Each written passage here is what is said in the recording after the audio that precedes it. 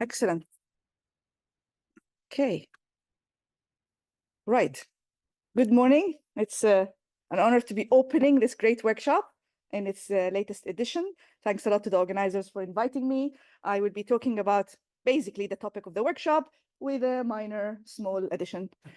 So from long-form video understanding to long-form egocentric video understanding, hopefully hinting on this year's focus on multimodality and assistance. But I'll start a little bit with a bigger picture, talking about what types of long-form videos have we been using to date within the community. So if I start dividing these on two axes, one is the viewpoint relative to the action, and the second is how much editing the video had seen before we've used it for training or inference.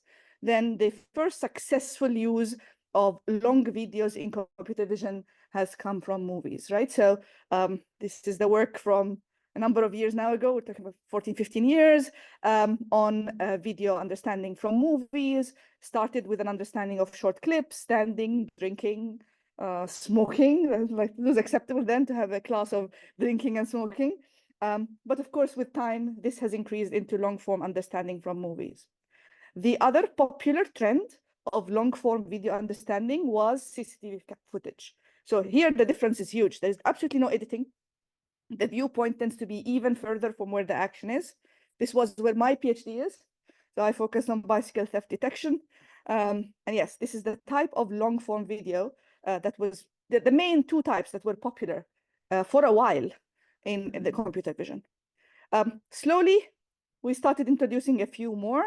So for people who are aware of UCF or UCF Sports, then TV was being used. So TV tends to be slightly less edited because, it's not acting, but at the same time, it's still an edited, or, you move between different cameras, you're quite aligned with the action.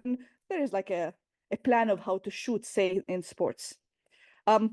Slowly, there had been an increase in the usage of YouTube videos, and we're all aware of the kinetics dataset and its impact on the community. Then there was this trend of how-to videos where things are a little bit different in viewpoint. You're getting closer to the action or the interaction.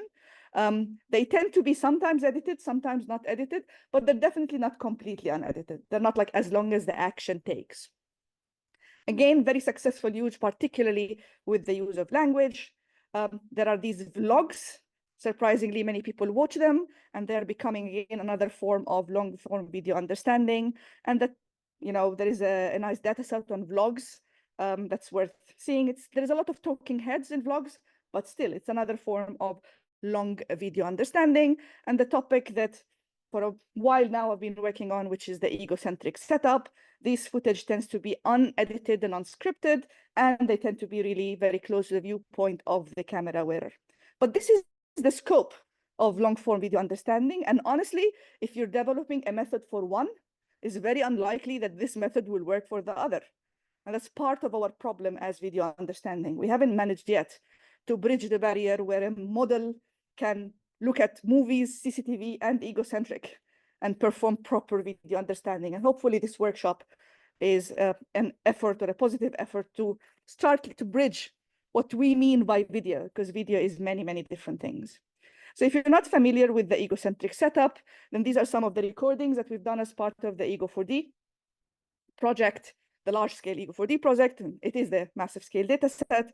And you can see that we're capturing daily activities in an unscripted manner. Some of these are boring stuff like cleaning or, ordering stuff, and some are more artistic and maybe, from an intellectual perspective, more relevant for assistance or helping people perform a task that they don't know, because hopefully we all know how to make coffee or how to clean the surface. Great. So I will take these and say, why are these really problematic and why have we been dealing with them very differently? And I'll look at them under the axes of what they can be helpful at.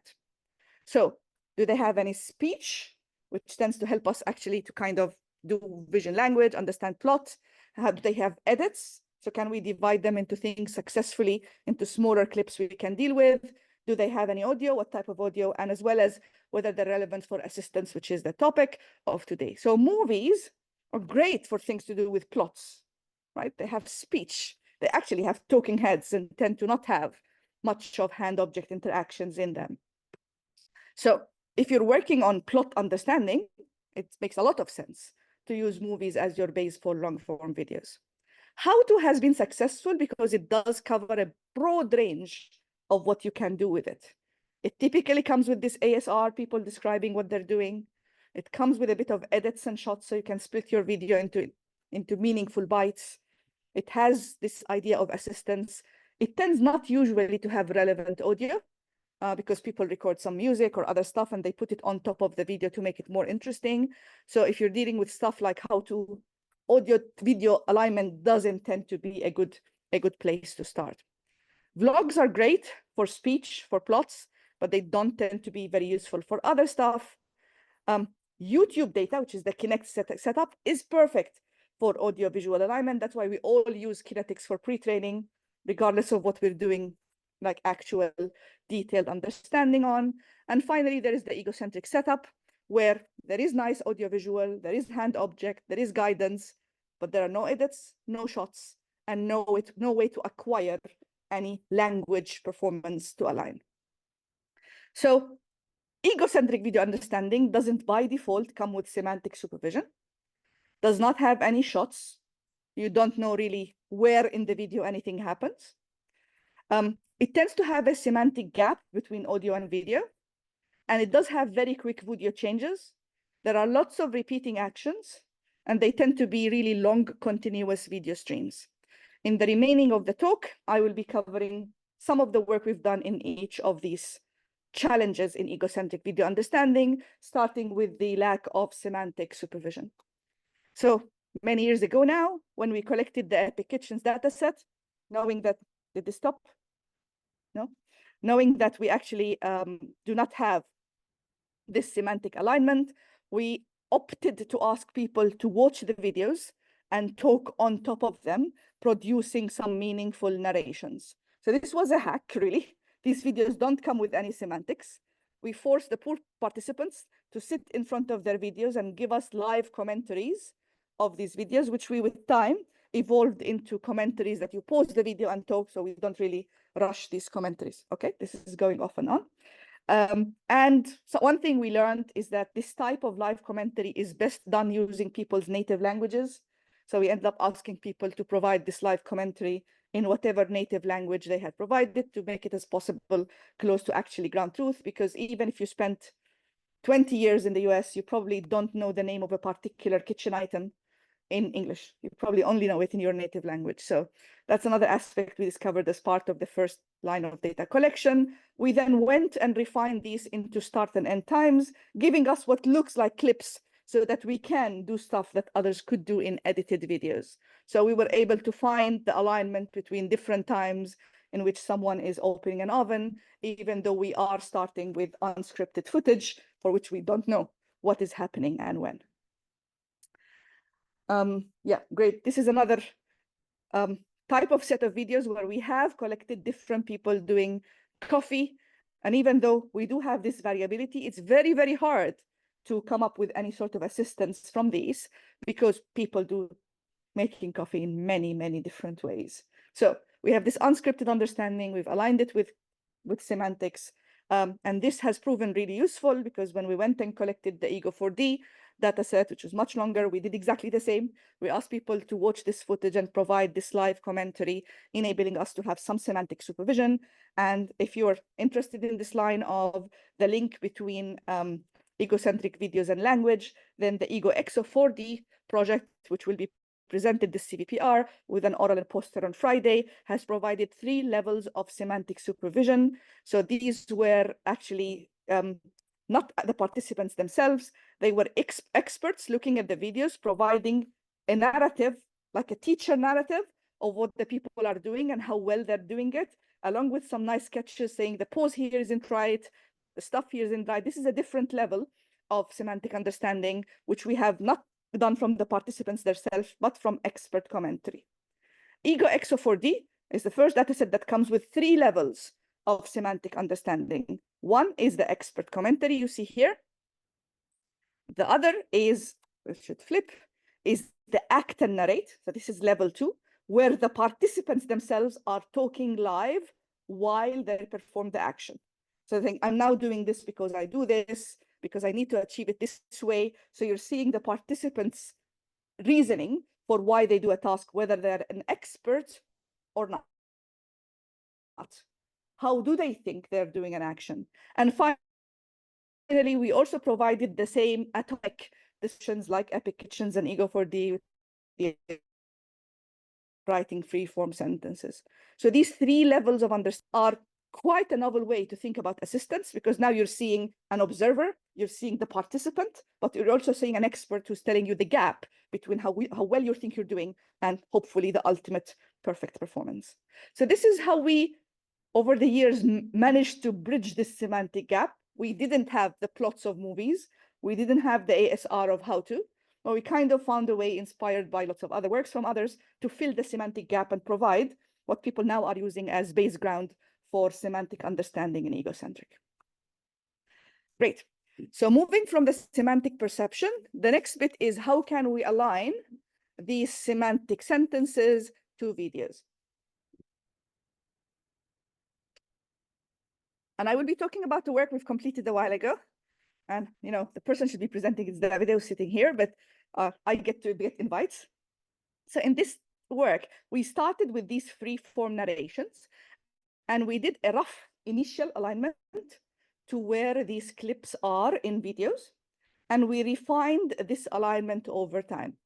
This is still quite a different approach to what currently people are doing, even with vision language models, because typically you ask the vision language, when did I do X?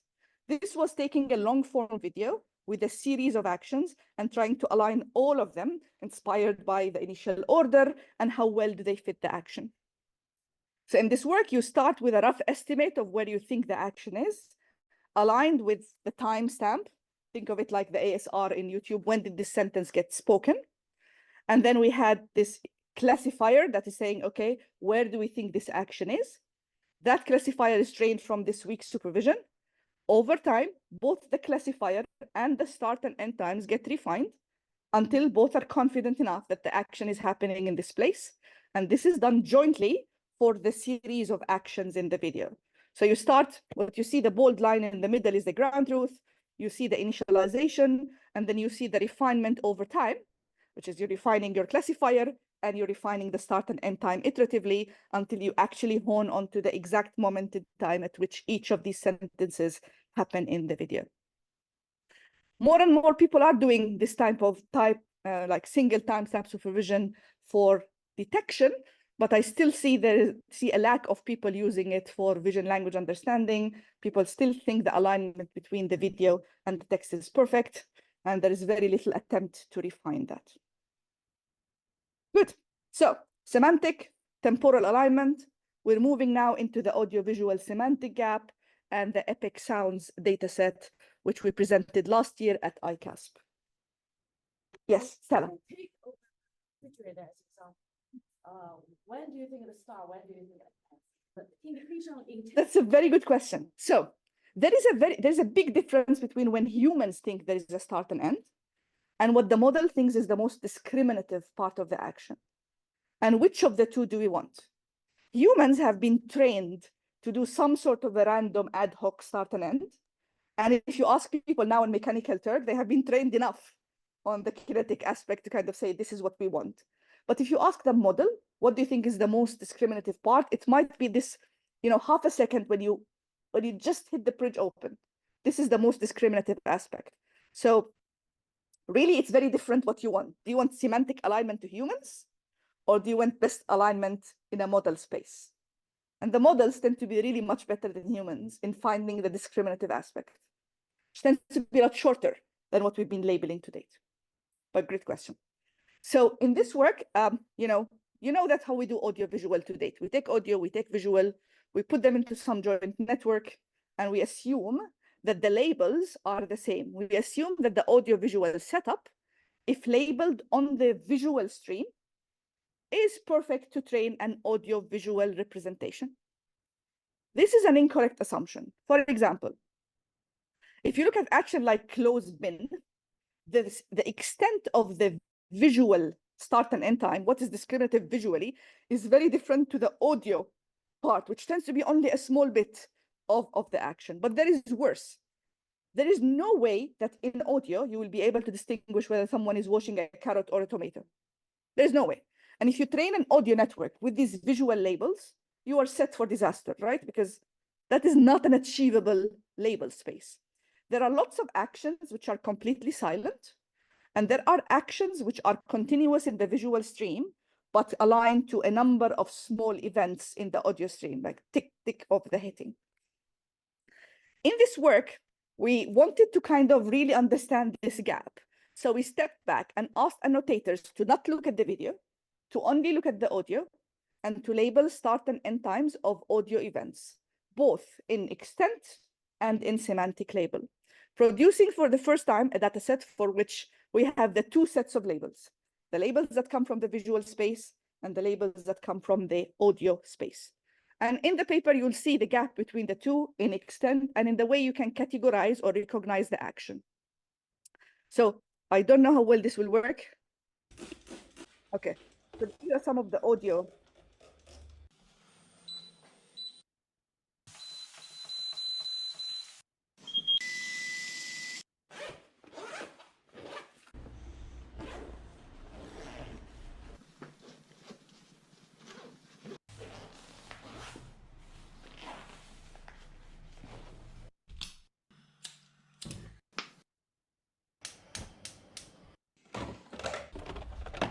Examples of what you get if you label purely audio, right?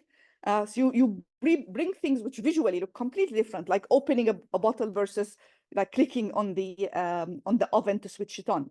But from an audio space, these are one class. People can't distinguish this clicking from that clicking. So this data set, huge credit to Jason and Jacob, who really carefully created this data set, producing a training data set, a validation, and also two test sets, one for recognition where timestamps are given, and one for detection where timestamps are not given. This is all in the audio space. And this was done via the VIA narrator tool, where annotators really went through. They would listen only to the audio. They were given a single image saying this is a kitchen setup, but that was it. And they were supposed to label the start and end time from the audio perspective, providing a free form explanation of the audio, which are then grouped into classes. So we take the free form and we group it into classes. We also labeled for any interaction between objects, the material sounds out of possible materials, excluding food.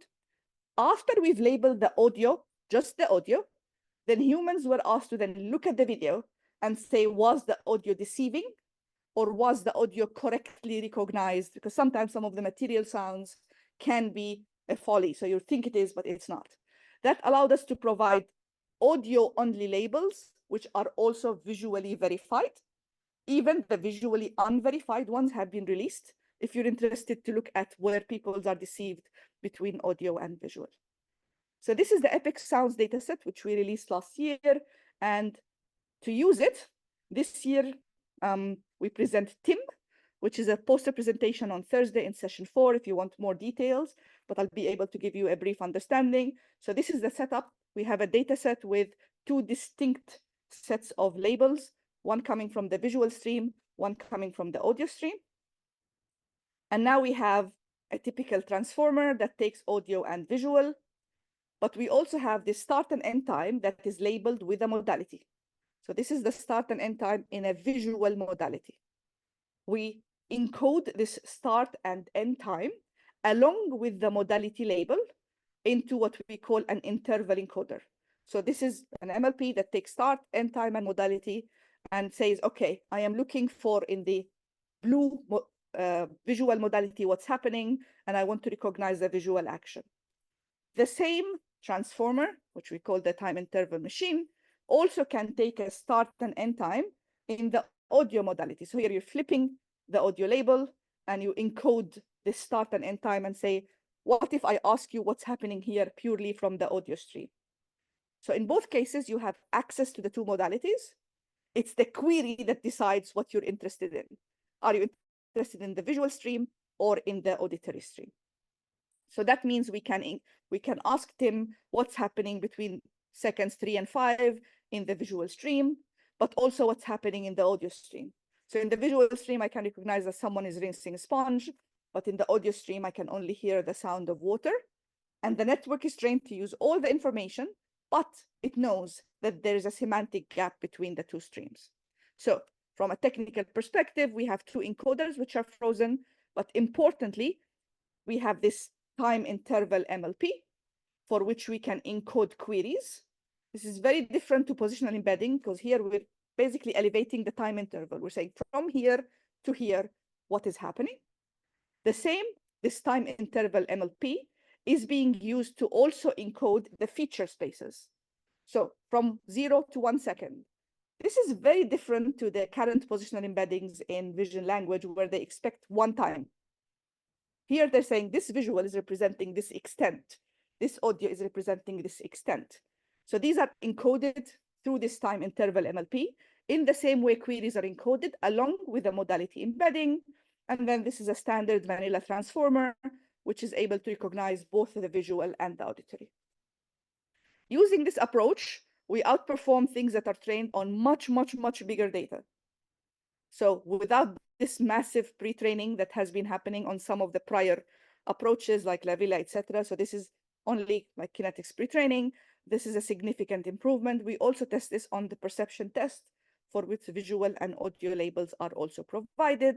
And again, I encourage you, if you're interested, to talk to Jason and Jacob, who are both around, particularly on what is this time interval MLP encoding. So if you plot the TSNE of this time interval MLP, you will see that it is recognizing in one dimension the duration of the interval, the start and the end in 3 different axes successfully across different data sets. So it's able to encompass this notion of extent, not only location in the video. Yes. Are you trained with the label start and end Yes. separately for vision and audio? Well, jointly, but yes, you feed each one with a label. So you say from here and here to visual, that's what we have as label. From here to here in audio, that's what we have as label. They don't need to overlap. They don't need to overlap, yes.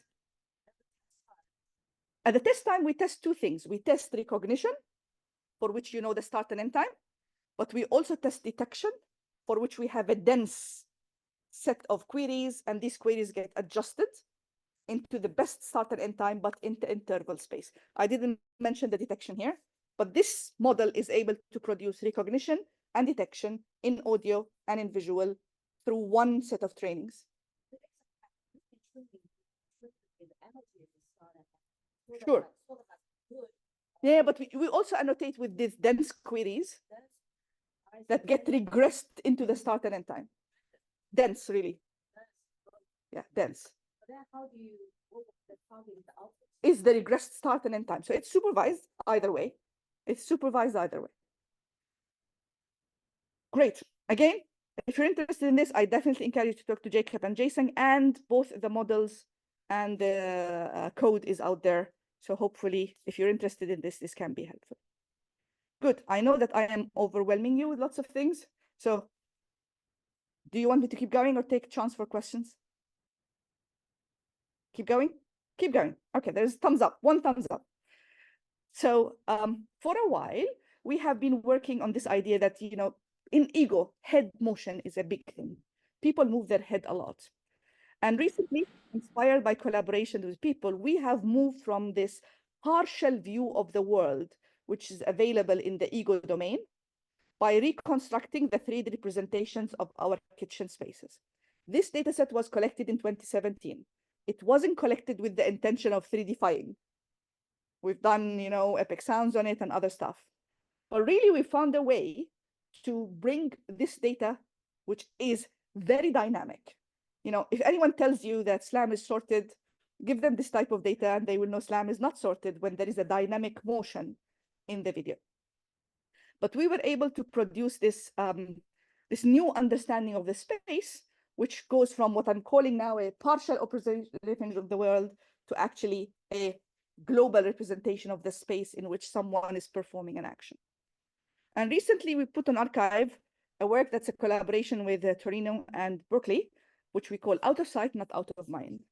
And in this work, we are trying to track the dynamic objects, which we don't know what they aren't before. So when someone hits an object, We want to track these in 3D space. We're not used to these types of visualizations, so bear with me. What you see here is the static scene. So anything dynamic does not appear in 3D. It appears in the egocentric space. But what you see in our model here is a dot in space that tracks things that are moving over time. So you see something here, which is an object.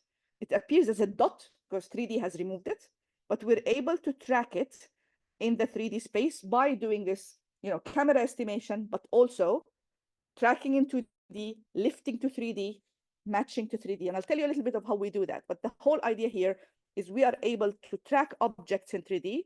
We are also able to keep them in the model's understanding when they go out of view. So we're no longer operating within the camera's field of view. We're operating in the world perspective. Again, we don't know what these objects are in advance. These are triggered by human moving stuff around. And the trick is very simple. We start with a monocular depth estimation, which gives you some sort of a relative depth, but that has nothing to do with actual metrics, right? It just gives you something between 0 and 1. So think depth anything, V1, V2, Zoe space, whatever it is. What we then do is we have our 3D space, which we've built by meshifying the static scene. We align what we see in the image and in the depth with the static scene, converting our relative depth to metric depth. This allows us then for the dynamic objects, which only appear in the monocular depth, but not in the 3D. This allows us to estimate for each dynamic object its relative depth in the scene, lifting it from 2D to 3D. If you ask how accurate this is, you can refer to the paper. So we've labeled some data because we don't have 3D here, ground truth, right? It's data that's collected purely 2D, but we've used 2 different views of the same object to calculate the error that we're reading, which is around 3 centimeters. Again, if you're thinking perfect 3D, that's not what we're after. But if you're able to track all your objects in the kitchen within 3 centimeters, we think that's a good idea. If you're interested, we're happy to hear whether you think that's a good idea too. So we lift the objects to 3D. We match them through a combination of appearance, but also 3D location information, because now we're in the world coordinate frame. And then we keep them in space while they go out of view. This enables us to do some interesting assistance, which is we can tell you if the object is in view or out of view in the scene. Like, where is my knife? Is it in front of me or is it not? It also allows you to know when it is in view, but occluded behind the cupboard or behind something else, right? That's really crazy assistance we've never thought is possible. It also allows you to know when the object is within reach, but out of your field of view. So if we're talking multimodal AI assistance, I think this is a very cool perspective. And I know I'm bombarding you with lots of things, but my hope is one of these is of interest to you. So that's my kind of sales pitch. And I'm moving into repetitions of actions, which is a work we've put on archive recently called Every Shot Counts. I will start by showing examples. What's the what? The computational cost is not huge. The meshification is the most expensive part of this task because tracking really is lightweight. The meshification of the scene. So converting the point cloud into a mesh, because we need to know when objects are placed in spaces. Right. Yeah, repeating actions, every shot counts. And basically it's the task of looking at the video and counting when people perform different actions. This is a well understood problem. We were interested in it in an egocentric setup, but this is a starting point where we're working in a non-ego setup first. And you can see the ground truth as well as when people are predicting. There's a work led by Satoshi, but also with collaboration with Alex, who's an assistant professor at the University of Twente in the Netherlands. So this is based on some of the work that has been done in object understanding. We're taking it to video, where we're training using some examples during training, but also a latent vector, which you train so that during inference, you don't need any exemplars. So in training, you have a way to encode some of the example start and end times, but you also train for a latent vector, which you use during inference when you don't have what the exemplar of the action is. By combining this knowledge of shots, as well as learning this latent variable, you're able then to take as input the long video space. Notice that this is dynamic length. you then have this attention mechanism where you take your shots or your learned latent, you attend to the video. The output is some sort of a density map. When you sum, gives you an overall count. Again, some of these ideas have been for a while in images.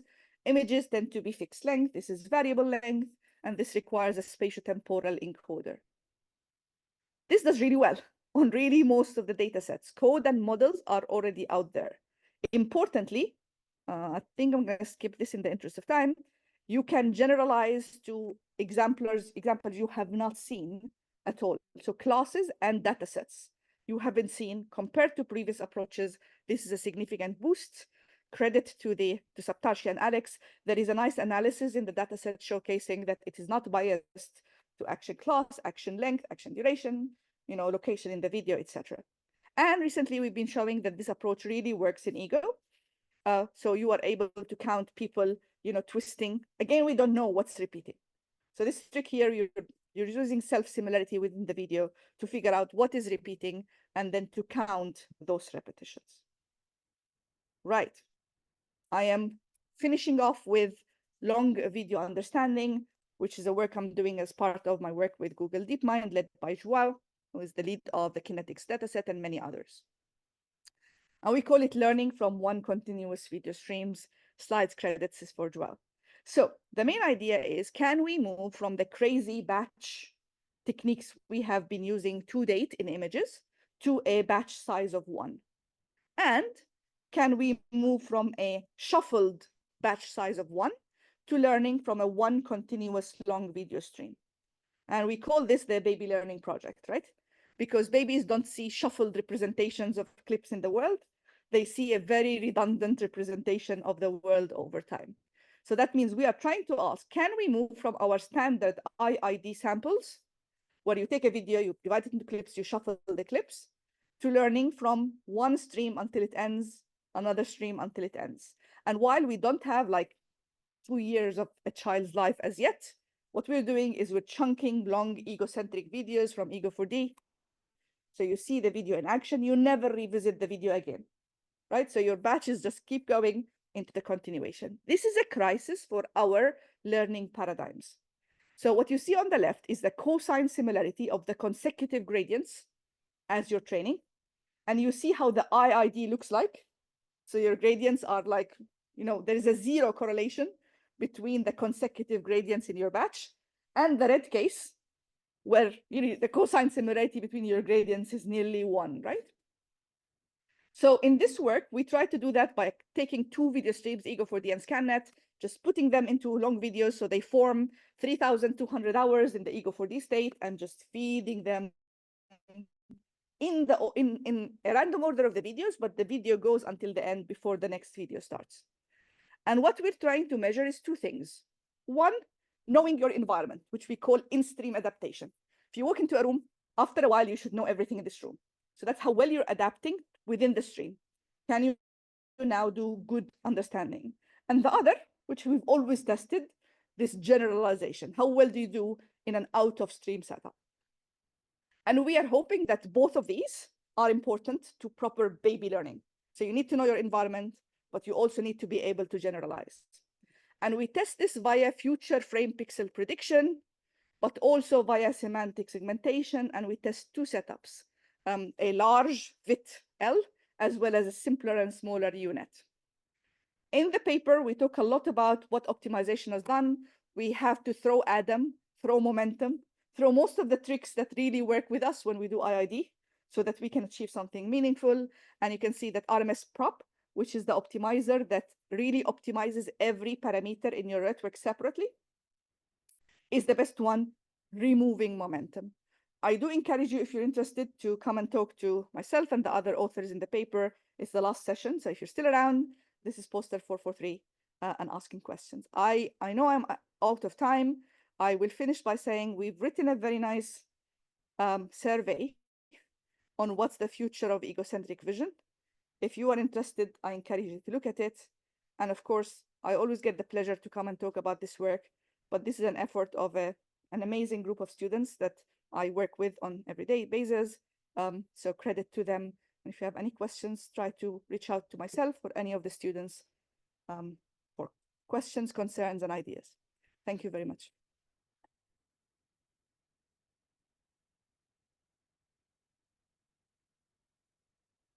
Okay, cool. Thanks a lot for this great talk. So right now we'll move forward to the question and answer part. So if there's any volunteers, maybe you can just like shout out your question. Yeah, please. I don't. Oops. So you were focused on learning from the stream, but it might be the case that we do a lot of learning in our sleep, or we can kind of reshuffle. Are you also kind of looking at that too? So we have not used the buffer concept, but we've used the network should be big enough to memorize some stuff at once, right? But we explicitly did not want to use the notion of buffer, because if your buffer is large enough, you're back to IID, right? So is that what? So we really wanted not to go back to an IID setup. I guess I'm saying that you're making this assumption. I guess I'm saying that you're making the assumption that babies only learn directly from the stream, but they could learn from a mix of from the stream and then also in their sleep. Playing so, right? So maybe you're putting constraints on that you don't need. So the network does not forget every point as it learns, right? So it is keeping some sort of a memory, but we haven't modeled the two phases of learning, which is morning and evening or shuffling. And I think one of the ideas we discussed is that to memorize is that probably you want to select interesting things and reiterate them, or we haven't got to that as yet.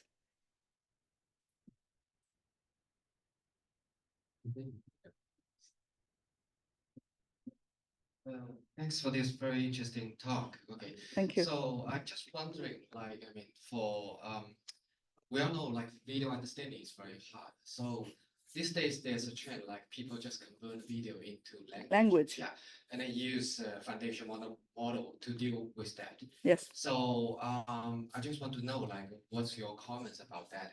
And then have you tried throw like egocentric video into like GPT-4? Yeah, we haven't because really we don't have free access to any of these things, and so others who have probably are doing it, so we leave it to them. But again, coming back to the baby learning concept, vision should come before language. Language is an ambiguous, biased perspective into the world. So, I admire those who want to take language first. It's not what I would think we need to do. However, I could be completely wrong. I have a question about what I think for all these insightful, inspiring talk. Thank you. I have a question about like this audiovisual gap. This is really great for, and I don't know, like your comments on like in the semi-supervised or unsupervised settings. Of course, in the self-supervised learning frameworks, people leverage things like that. But when it comes to detection and classification at the same time, in the long videos, especially, what are your opinions? Like, how should they approach? Yeah, we should chat. I have very strong opinions about whether we're looking at redundancy or complementarity in modalities. So all the self-supervised approaches, think image bind, they tend to look at the correlation when audio and video are offering exactly the same signal, and they drop any distinction, any modality distinction. I think that's completely crazy, but it's working, so I could be completely wrong. I think we're missing the fact that modalities are complementary signals. I don't think we have eyes and ears to give us exactly the same signal. We're really having them because they give us complementary information, and we're trying to kind of show people that. But indeed, all the self-supervised approaches for audiovisual tend to look for the redundancies in modalities, saying, I'm going to get one of them in inference and I will deal with it, which probably many people with disabilities, visual or audio, have done. But people who have both senses were probably trained for complementary knowledge rather than purely redundancy. But let's talk more. I have two comments. One is on the baby learning. Yeah. Humans rarely make smooth pursuit eye movements. Humans make saccadic eye movements. Yeah. So babies learning different from computer learning. Yes. Two aspects at least. Yes. One is that few shot learning. Right, you don't. The second thing is even for single stream video, we never experience single stream. It's very choppy.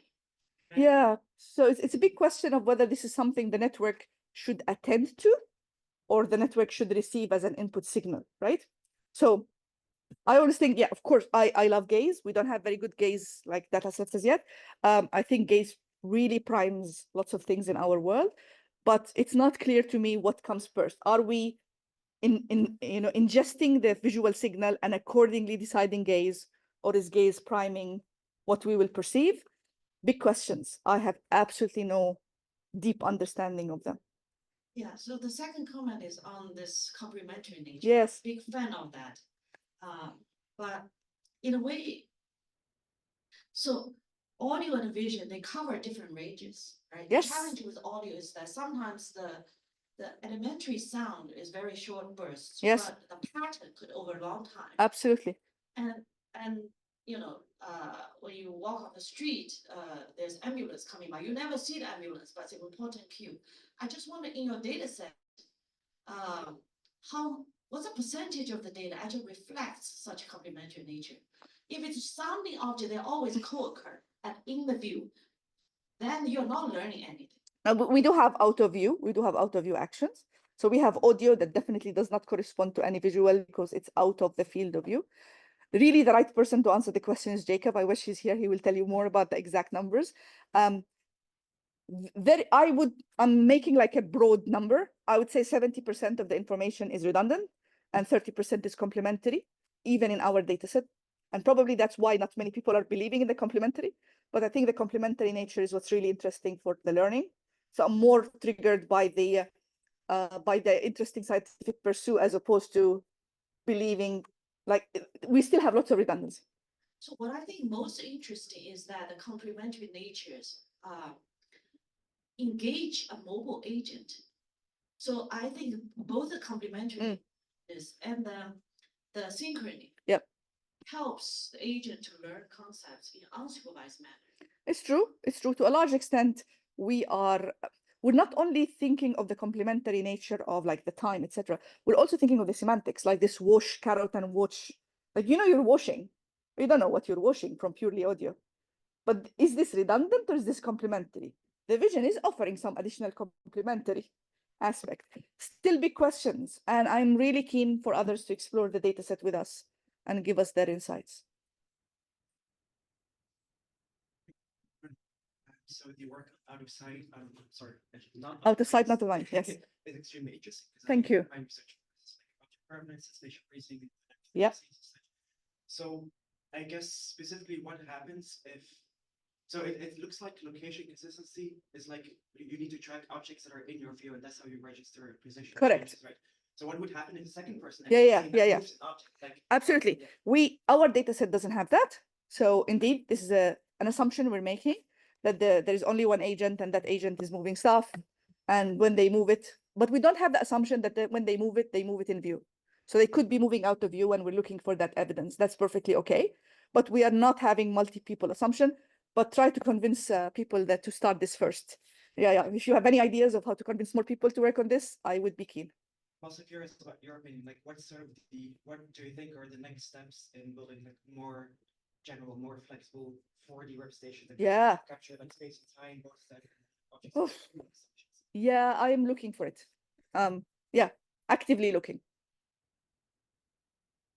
I'm curious if you recorded spatialized audio. What difference you think this would make? Yeah, we did not. We because the type of footage that we have is all recorded using the GoPro, and even though it's stereo, it's very close, so it's not really spatial. There are great people who believe in spatial audio.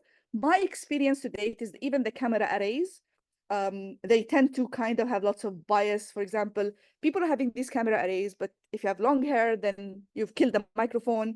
Your breathing tends to kill a few of these arrays. I'm interested in spatial audio, but I haven't yet found it to be. I haven't found the sensors and the techniques to remove the bias in the spatial audio. I'm not an expert. Curious. Maybe curious is my limitation here.